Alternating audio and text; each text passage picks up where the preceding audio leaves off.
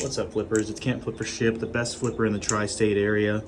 And today's video is going to be on something kind of simple.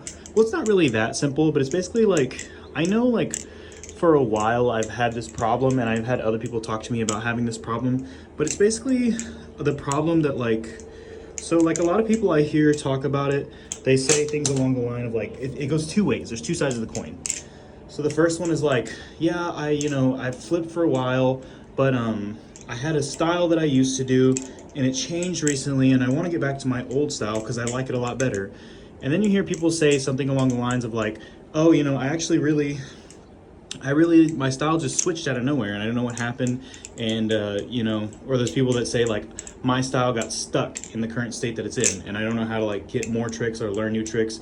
And I thought I would provide some insight into both of these types of situations because I think they kind of stem from the same underlying thing that nobody really talks about, which is that when you go to like learn new tricks or like learn new sequences, sorry if my flipping is like not that great. I mean, you guys should be used to it by now that I like drop a lot. It's one of the things that I just do. If you're new to the channel, like welcome. I go for a little bit more tricks than I can handle, or like a little bit better tricks than I can actually do consistently.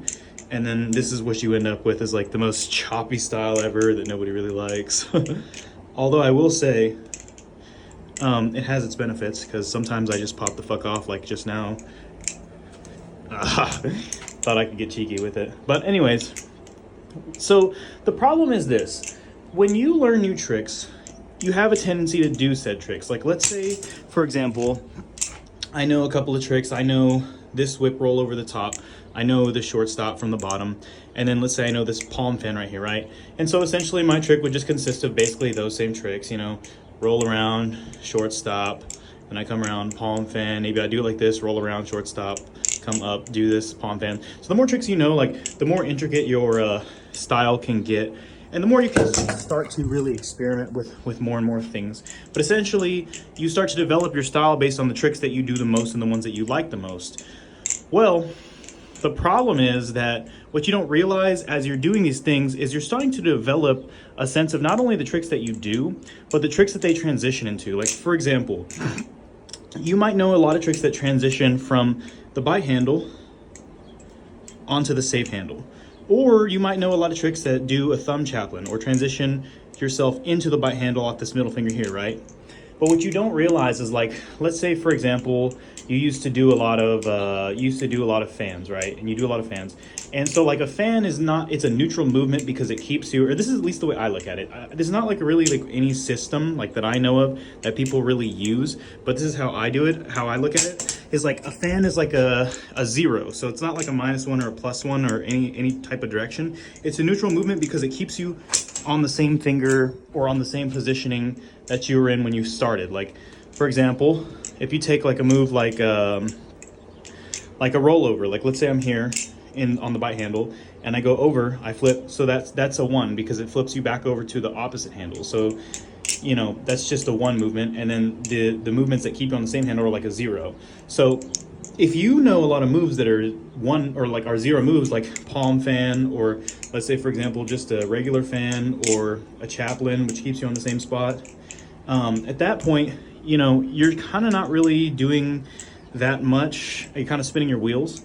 But then, like, let's say for example, a lot of tube movements. So you do a lot of things that kind of transition to the handle. This roll, toss around like that. I mean, that one keeps you on the same.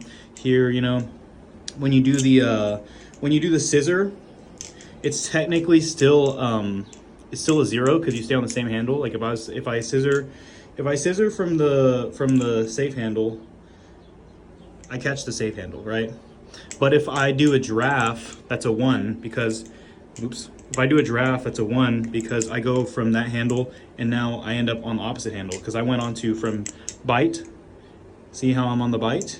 Every hand's on the bite handle. And now I'm on the safe. So that's a safe handle trick. And so it's kind of like that, is that you kind of don't realize that as you're learning more tricks, you might not be taking into account how many zeros and, ooh, that was almost bad. How many zeros and how many ones you have in your flipping style. So if you flip a lot of zeros without any ones, you're always going to stay on the same handle. If you flip a lot of ones, you have to keep track of what handle you're on because you're always transitioning between handles. And so all that is just to kind of say like that's something that I was kind of conscious of that I realized. So if when your flipping style changes, like let's say my favorite trick right now is a fan, my favorite trick is a 0 trick. That means that every trick that subsequently follows it is going to be a trick that can go for a 1 or a 2. Because if I fan out, I can go now into this whip roll, or let's say I fan, I can go into a choker fan. So I can go from a 0 to a 0, right? 0, 0, right? 0, I can go from a 0 to a 1, 0, and then 0, 1, right? Because now I'm rolling over. I can go from a 0 fan and then do this, so 0 to 0. So there's a lot of different ways that you can do it, right? But when it comes to 1 tricks, they only transfer off into another 1 trick. So I can't just roll over and just do the same exact trick. Like let's say I roll over onto this bite handle, I can't just do that same rollover like this on the bite handle, do that, and then just keep doing that, right? So that's why I was saying like it just depends on what you transition. So like if your favorite trick is a 0, a fan, then it's different because you can go with anything off of that. And so your style can essentially stay the same because you can do anything off this trick. You can just add it in anywhere because it's a 0. But a 1 trick, any 1 trick that you learn, let's say you learn a new trick, let's say you do learn the giraffe, right? Giraffe, and so now you no longer have as much zeros in your rotation, you have a 1. And so there's only a certain amount of things that you can do once you get to this point. And it's not only just 0 and 1 tricks, that's like the basic theory of it, but there's also what things work off of different types of fingers. So like I can't just hit every trick off of every trick. Certain tricks only transition into other types of tricks.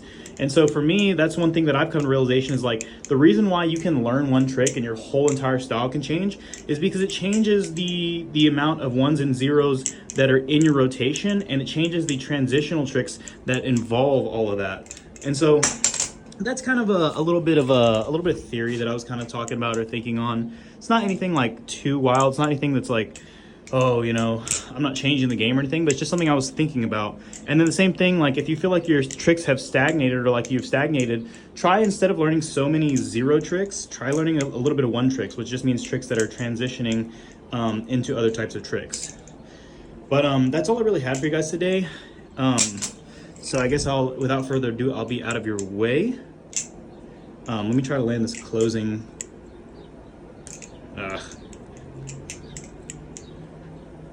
Oh, so close. Let me go one more. Last one. Well, close enough. Rock on.